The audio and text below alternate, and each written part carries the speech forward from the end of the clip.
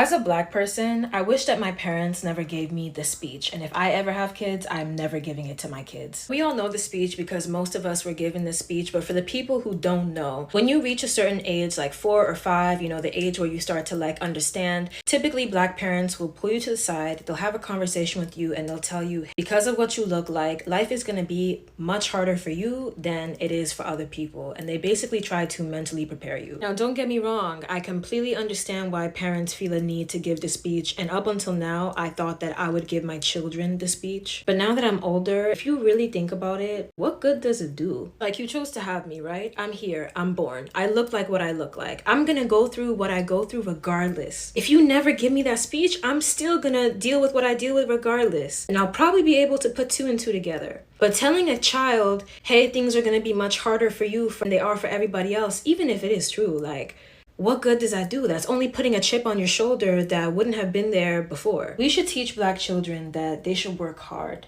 They should try to get an education, or they should pick a trade, and they should do the work needed to get to where they want to get. And if they deal with roadblocks or racism along the way, which of course is inevitable, then those are isolated incidents and they go through that and they deal with that and they'll know. Because it doesn't matter how privileged of a Black person you are, being a Black person is still a Black person. And especially when you're an adult, you go through life, you know what's up.